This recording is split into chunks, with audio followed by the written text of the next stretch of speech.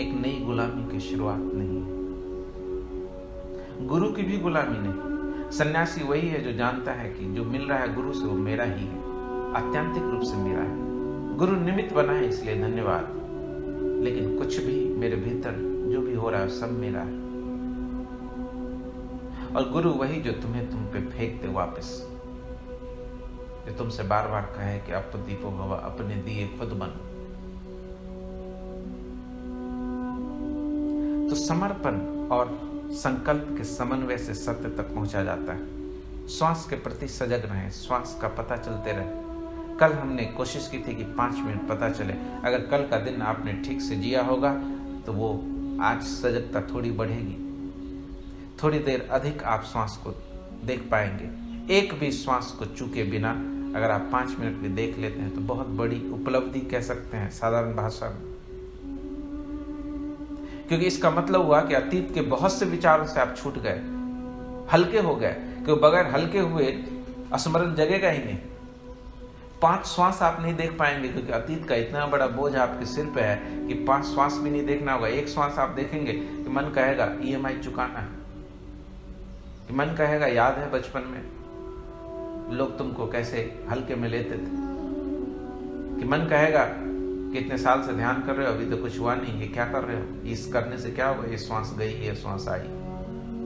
अतीत के इतने विचार हमारे भीतर हैं। एक श्वास में मैंने सुना कोई कह रहा था कि हम 12,000 विचार भीतर लेते हैं। तो 5 मिनट श्वास के प्रति सजग होने का मतलब हुआ कि अनगिनत विचारों से मुक्त हो गए। आपको बड़ा हल्कापन पूरे दिन फील होगा। जिन लोगों ने भी कल एफर्ट डाला उन्होंने फील किया होगा पूरे दिन एक हल्कापन, एक ताजगी, एक नयापन।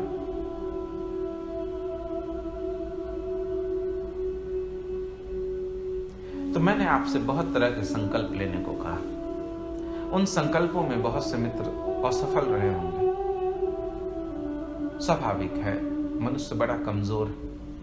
ऐसी मेरी अपेक्षा भी नहीं है कि आपसे जो मैं कहूं आप उसको पूरा ही कर लो। आप असफल होंगे, निश्चित ही असफल होंगे।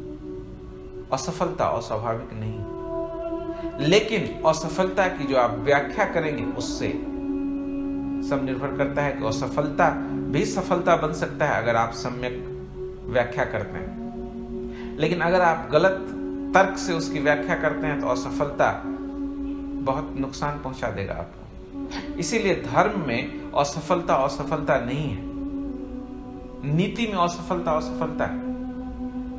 जब नीति शास्त्री कहते हैं कि गाली मत दो, क्रोध मत करो, काम वासना में मत उतरो, तो आप संकल्प जब नीति को मान के लेते हैं, ठीक है मैं गाली नहीं दूंगा, और उसमें फेल होते हैं तो वो फेल होना है।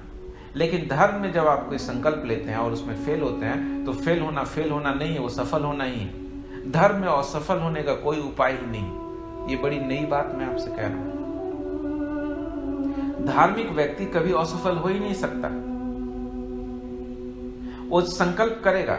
आप संकल्प लेते हैं कि मैं रोज ध्यान में बैठूंगा और कल ही आप नहीं बैठ पाए, अगले ही दिन, अगर ये नीति से आया हुआ संकल्प है, अहंकार से आया हुआ संकल्प है, तो आप असफल हो गए, आप गिर गए नीचे।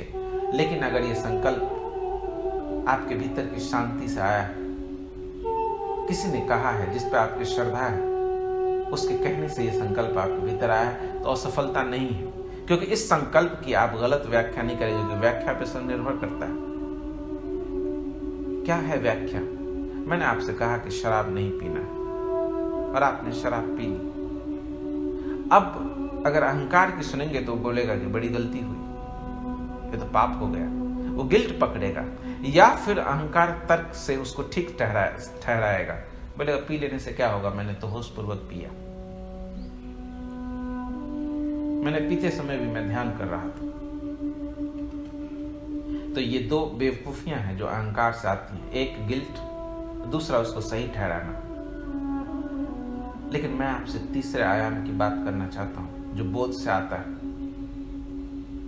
बोध यह है कि मैंने संकल्प लिया था कि मैं शराब नहीं पीऊंगा और मैंने शराब पिया। मैं कितना दीन हूं, मैं कितना कमजोर हूं कितना असहाय हूं, अपने असहाय, अपने कमजोर, अपने ना कुछ होने का बोध, जानना कि मैंने कोशिश की थी मुझसे नहीं हुआ, यह असहाय होने का बोध सफलता है। क्योंकि जैसे ही आप इस तथ्य को स्वीकारेंगे कि हाँ मैंने चाहा था कि नहीं पीऊं, लेकिन मैं इतना कमजोर हूं, इतना दीन हूं, इतना ना कुछ हूं, शायद मैं हूं ही नहीं, अगर होता तो मैं नहीं पीता, शायद मैं हूं ही नहीं, सिर्फ एक मशीन है मेरे भीतर जो फंक्शन करता है, इसीलिए मैं फेल हो गया। लेकिन जब आपके भीतर ऐसी विनम्रता होगी तो उस फेल होने में भी आप सफल हो गए। अचानक आप पाएंगे कि आपके भीतर विपुल ऊर्जा का विस्फोट हुआ, इस स्वीकृति में कि हाँ मैं फेल हो गया, मैं दीन हूं, मैं कमजोर हूं, मैं असहाय हूं, मैं हार गया, कि परमात्मा का दृश्य हाथ आपको संभाल लेगा। जो भी हार जाता है परमात्मा उसको संभालता है। ये ध्यान रखिएगा कि धर्म में, नीति में जो सफल होते हैं वो सफल होते हैं, लेकिन धर्म में बड़ी उल्टी बात है, धर्म के मार्ग में वही सफल होते हैं जो असफल हो गए। जब कोई मुझसे आके कहता है कि स्वामी जी मैंने संकल्प लिया कि 3 महीने ध्यान करूंगा और मैंने कर लिया, तो मैं रोता हूं उस व्यक्ति के लिए, क्योंकि वो हार गया। अब उसको परमात्मा नहीं मिलेगा, उसके भीतर अकड़ आ गई कि मैं कुछ कर सकता हूं, मैंने संकल्प लिया 3 महीने का, मैंने कर लिया, अब उसको कुछ दूसरा देना पड़ेगा जिसमें वो फेल हो। क्योंकि धर्म में जब तक आप फेल नहीं होते तब तक परमात्मा आपको नहीं पकड़ेगा, तब तक आप भटकते रहिए। फिर आपसे गुरु कहेगा कि 9 महीने का करो, अब 3 साल का करो। लेकिन अगर आप आते हैं और कहते हैं कि मैंने 3 महीने का संकल्प लिया और 1 महीना भी नहीं कर पाया, मैंने पूरी ताकत लगा दी लेकिन मुझसे नहीं हुआ, यह बोध कि मुझसे नहीं हुआ, मैं असहाय हूं, जो भी संभव था मैंने किया लेकिन मैं सफल नहीं हो पाया, ऐसी असहाय, ऐसा हेल्पलेसनेस का भाव अगर आपके भीतर पैदा हो जाए, इमीडिएटली बगैर किसी विलंब के आप पाएंगे कि आपके भीतर ऊर्जा का विस्फोट होना शुरू हुआ। फिर एक नई चीज का पता चलेगा, फिर आप पाएंगे कि आप जो चाहें वो कर सकते हैं, भले ही आप ना करें। और आप ये भी पाएंगे कि जगत में जो भी हो रहा है सब मैं ही कर रहा हूं। फिर आप स्वामी राम की तरह कह पाएंगे कि चांद तारे मैं ही उगाता हूं, मैं ही इन्हें डुबोता हूं, ये सब कुछ मेरे इशारे से होता है, आदमी मेरे इशारे से जन्म लेता है, मरता है, इस सारा चराचर जगत मेरी ही इच्छाओं से चलता है। अर्जुन, आप पाएंगे कि आपके भीतर वही चेतना प्रवेश कर गई जो कृष्ण के भीतर है, जो राम के भीतर है, जो बुद्ध के भीतर है, जो जीसस के भीतर है, जो ओशो के भीतर है। लेकिन ये तभी होता है जब आप फेल होते हैं। फेल होना तो शुभ है, लेकिन फेल होने की क्या व्याख्या करते हैं इस पर सब निर्भर करता है। अगर आप उसको ठीक ठहरा लेते हैं कि क्या हो गया, इस सबसे थोड़े कुछ होता है शराब पीने से। बोला था उन्होंने तो बहुत कुछ बोलते हैं नहीं करने को, उससे क्या होता है, ध्यान तो कर ही रहा हूं।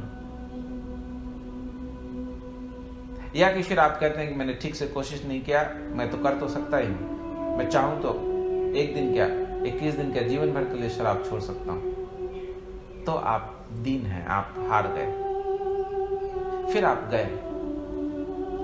तो जिन लोगों से मैंने कहा नाम बदलने को, अगर उनके भीतर ये भाव हो कि मैं नहीं बदल पा रहा हूं, मैं इतना डरपोक हूं, इस अपने डर को देख पाए कि मैं लोगों के ओपिनियन से घबराता हूं, अगर वो व्याख्या कर ले कि नहीं मैं तो लोगों को बताना नहीं चाहता हूं, जैसा कि मुगदलान ने मुझसे कहा, मैंने सोचा कि क्या लोगों को परेशान करना, क्या उपद्रव करना, लोग जान के क्या करेंगे। तो फिर आप गए। लेकिन उस क्षण आप देख पाते कि आप कितने डरे हुए हैं, कितने सहमे हुए हैं, कितने असहाय हैं, कितने कमजोर हैं, कि आप एक कदम भी ठीक से नहीं उठा पाते। छोटे बच्चे जैसे गिरते हैं, उठते हैं, चलने की कोशिश करते हैं, गिरते हैं, बाप देख रहा होता है, जैसे देखता है बच्चा बार बार गिर रहा है, उसका हृदय पसीज जाता है, जाके बच्चे को उठा लेता है। जैसे ही आप उठेंगे गिरेंगे, उठेंगे गिरेंगे, परमात्मा का हृदय पसीज जाएगा, वो आपको उठा लेगा, आपके कदमों के तले वो अपने दोनों हाथ को रख देगा, अपने हाथ पे वो आपको ले लेगा, आपको संभाल लेगा। यही तो मैं आपसे कहता हूं बार बार कि अस्तित्व साधक को ऐसे संभालता है जैसे माँ भी अपने बच्चे को नहीं संभाल पाती। अपनी चादर में समेट लेगा वो। फिर आप उसके हो गए। जो हार गया वो हरि का हो गया। लेकिन हारना जरूरी है। लेकिन आप हारते भी नहीं, आप हार को कबूल ही नहीं करते, आप तर्क लेके आ जाते हैं। मुझसे पूछा है प्रश्न तो मैं तो हाँ